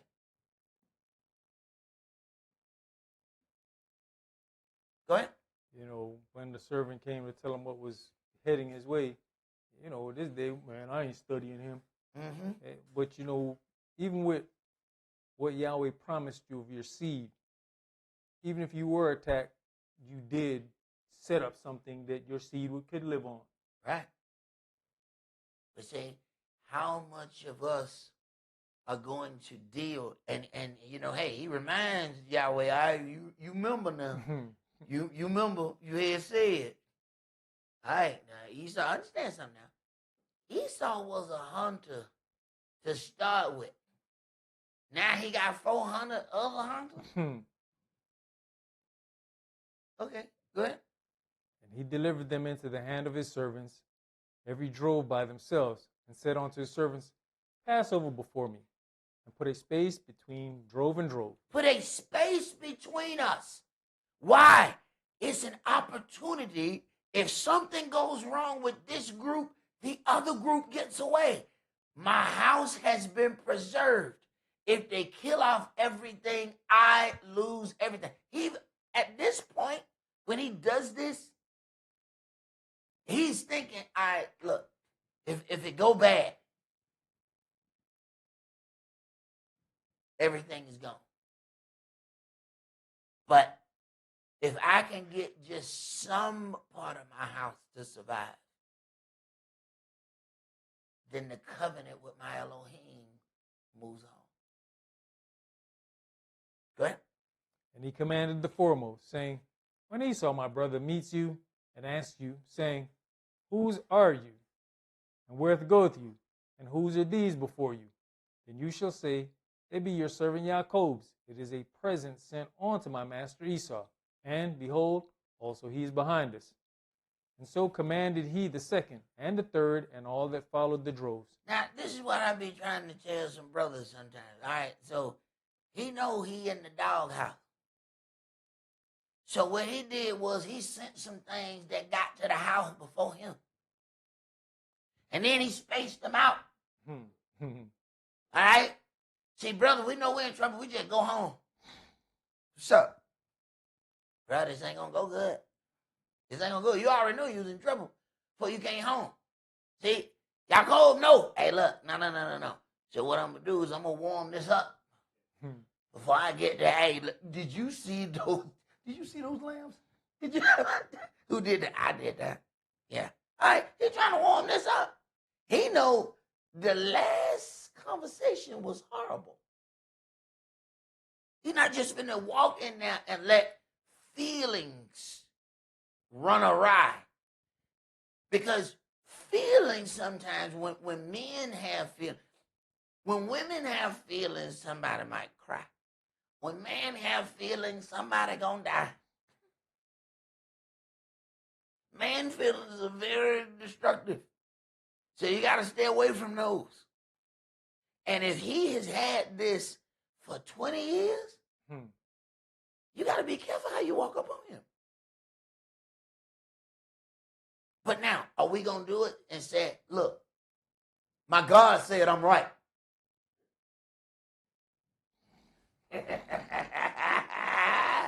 You dying tonight. You better have a better approach than that. Go ahead. Saying, on this manner shall you speak unto Esau when you find him. Now keep in mind, now all of this is happening. But in the eyes of his Elohim, he's right. Our problem is when we think we right, we ain't got to do nothing. I'm right. So if I'm right, then everybody else need to do something. Wait a minute. He the one that's right. It's 12 tribes of Israel, not 12 tribes of Esau. He's right. But be careful about how he approaches, brother. We read the book, but we won't be paying attention. We still walk around talking about how right we are. Go ahead. And say you moreover, behold, your servant Jacob is behind us. For he said, I'll appease him with the present that goes before me. I will appease him with the present that goes before me. The present gonna get there before I get there. Why ain't just go and say, look, man, Yahweh told me. Check yourself. Why ain't do that? Okay, that's what we'd have done. And it would have been 12 tribes of Pookie or something, because we would have been gone. You don't just run up on some folk. You better be careful. Go ahead. You know, you think about when you're a child and you know you're in trouble, you do something stupid, and your parents say, you know what, I want to be mad with you right now, but I can't even be mad with you. Yep. But then Yahweh do it? What did he say? You know, do you see how Ahab humbles himself? He said, man, I'm Jezebel, the dog's going to eat pieces of her off the wall. But you know what? The way you can... Boy, I swear I was going to kill you. I was going to kill you 8 ways to Sunday. But I tell you what, because of how you did that, I ain't going to even do it in your life. I'm going to let you go ahead and live out your days. And I deal with your posterity. Check it out. That way was always going to deal with it. But the way he humbled himself, he changed the whole outlook. We don't even consider that. I'm right. You know how many people right in prison?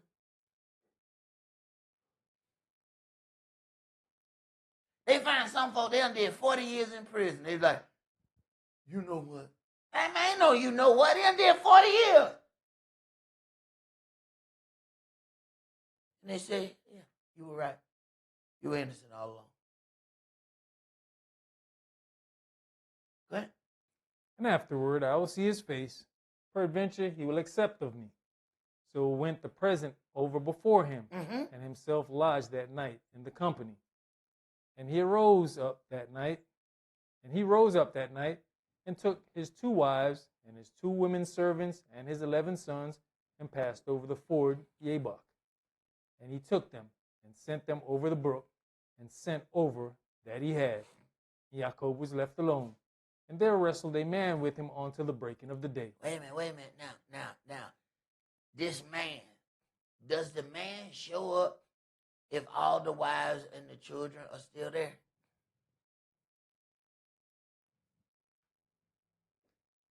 This is what you was mentioning earlier. Got to go it alone. Now, do the man show up if he got everybody with him? Because, see, now we about to get into a deeper level of this covenant.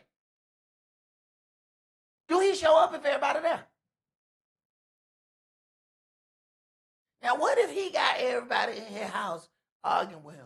All right, now, y'all go over for... Well, why we doing that? I don't understand what we doing. Why we doing this? I thought you supposed to be all that way going.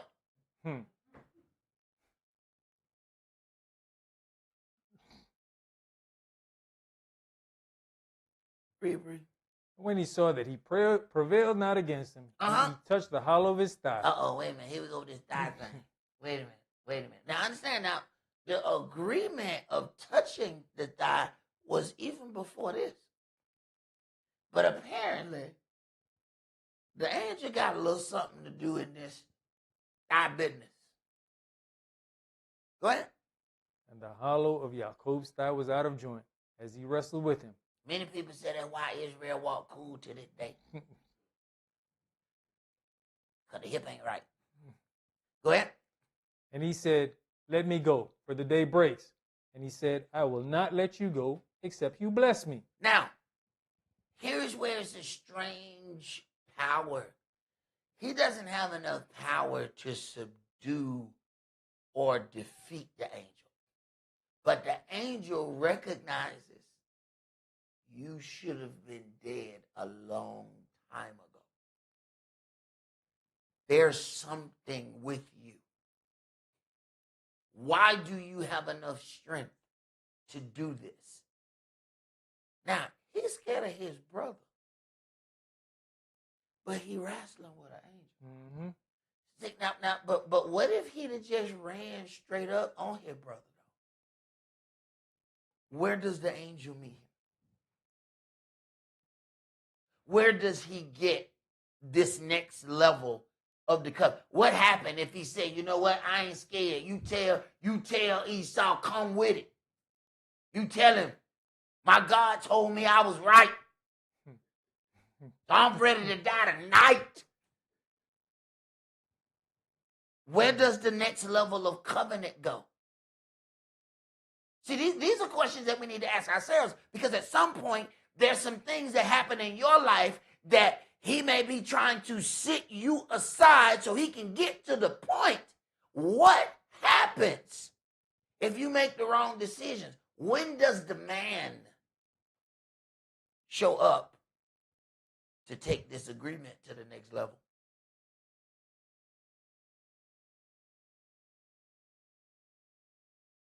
Go ahead.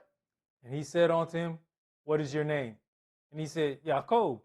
And he said, your name shall be called no more Jacob, but Israel. Wait a minute. So he's getting this holy name. He don't get this name with the wives there.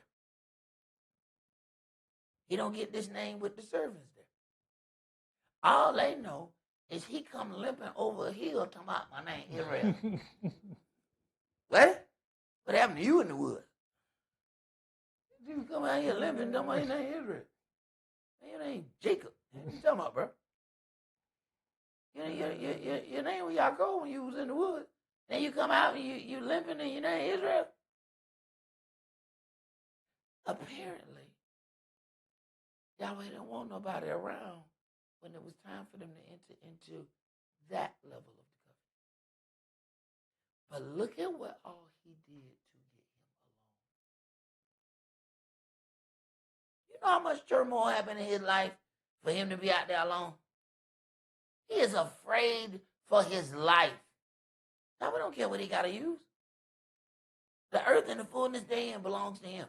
He need to get this man alone because there's an agreement that needs to be made. He is now delivering the holy name of Israel and putting it on this man. Go ahead. For as a prince have you power with Elohim and with men, and have as prevailed. a prince, you have power with Elohim. No, he's being ordained here on another level. Everybody ain't invited to this party.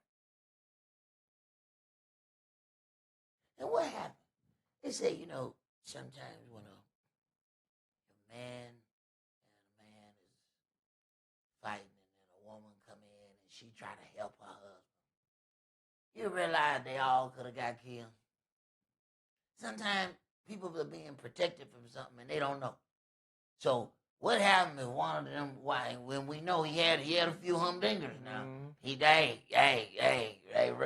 he had some ride or dies. So what happened if they jump in that fight? And they said, I'm going to help my husband. He was going to have to get some new wives. Because that angel might have tolerated him touching him. Might have got everybody else killed. He says, you have power, Elohim. Not them. They come too close, they gonna die. We don't even know when Yahweh does something to protect us. We don't even know a seed that is protection. Now let them go. Now go talk to him. What does everybody else do when they see him being overcome and he can't defeat this? What do? You know, they're not just going to stand there and watch.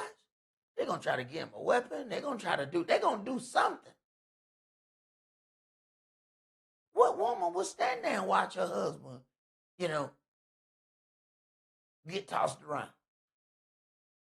At some point, she going to jump in. Yahweh was protecting them. Let them go. Go ahead. You mentioned about him defeating him, and as we can see, it was not about for him to defeat insanity. It was about him holding on. Right. How are you able to hold on to me? Period. Go ahead. Jacob asked him and said, "Tell me, I pray you, your name." And he said, "Wherefore is it that you does ask of my name?" And he blessed him there. Jacob called the name of the place Peniel, for I have seen Elohim face to face, and my life is preserved. So he blessed him. So he gave him a Mercedes. He gave him a Jaguar. Is that what he gave him? He blessed him, right? Okay. Go ahead. And as he passed over Penuel, the sun rose upon him, and he halted upon his thigh. Therefore the children of Israel eat not of the sinew which shrank, which is upon the hollow of the thigh, unto this day, because he touched the hollow of Jacob's thigh in the sinew that shrank. All right. So then we have several things that's connected there when we start examining that. I don't know if I want to know the answer to holding or being touched under your thigh. I don't think I want to enter into any covenants. I'm gonna ask you to you just take my word for it, and I look in my eyes real hard and see that I'm serious. I don't know what that is, and sometimes you got to be comfortable just saying I don't know what that is. All right, and that part about touching somebody under their thigh, I don't know what that is, and I'm hoping Yahweh don't reinstitute. I'm hoping he does not reinstitute any touching of thighs for agreements. I'm fine with a good firm handshake, a good firm one, and even hug. You know what I'm saying? Bring it on in here. You know what I'm saying? You know what I'm saying? Let's do that. I can still feel, I can still feel manly. You know what I'm saying? But there's something about the touching of the thigh that just don't make me feel don't make me feel right. So I'm hoping that that's all the understanding that we'll ever need of this. But if Yahweh gives me more, I'll definitely pass it along. So starting next week, please go get your Farmer's Almanac so we can start working on our holy days for next year.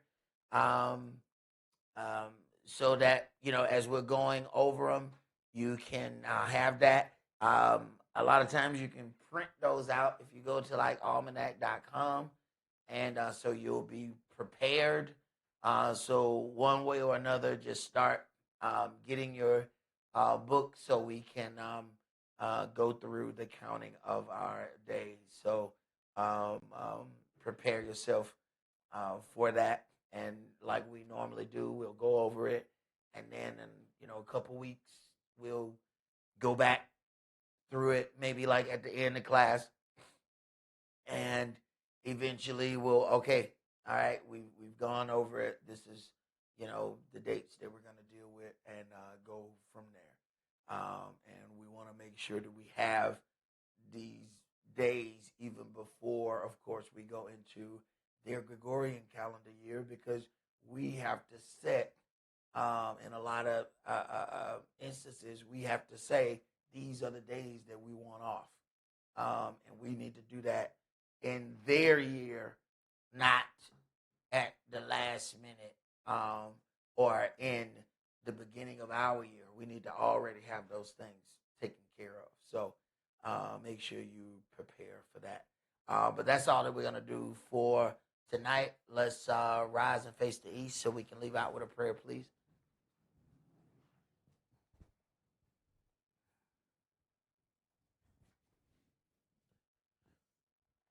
Abba Father, Most High Covenant Elohim of Abraham, Isaac, and Yaakov. Abba Father, we thank you for yet again another opportunity to read out of the legacy that you have left unto us. We understand that we have forsaken the things that you have left unto us, that we walked against the covenant, that we walked against the culture, and we acknowledge our great sins against you. But we pray, Abba Father, that you would allow us to learn the ways that are pleasing unto you. We pray, Father, that you would allow us to learn your culture and hold it tight within our hearts and our minds and our spirits, that it may direct our steps, that you may be pleased with us. We know that evils are multiplying here on the earth, and we pray, Abba Father, that you would keep a hedge of protection round about us, round about our little house, and round about our personal houses, that we may continually be able to do the works that are pleasing unto you. We pray, Abba Father, that you would bless us with health and strength, for we know that the work is great, but the laborers are few. And we pray, Abba Father, that you would send forth laborers, that we may be able to accomplish all of the objectives that you have placed upon us. We pray, Abba Father, that you would, even those that don't know your word, we understand, Abba Father, they are still your people. And we pray that you would cause us to have mercy on them. Not that they don't understand your word. When we look back, we remember a point, Abba Father, that we didn't understand your word, and you had mercy on us. So we pray, Abba Father, that you would not only just have mercy on us, but we pray, Father, that you would also teach us how to have mercy on one another. We pray, Abba Father, that you would grant us safe passage, that we may be able to do this all again next week. We ask these prayers in Yeshua HaMashiach's holy and divine name, to whom majesty, might, honor, forever and ever. Amen and hallelujah.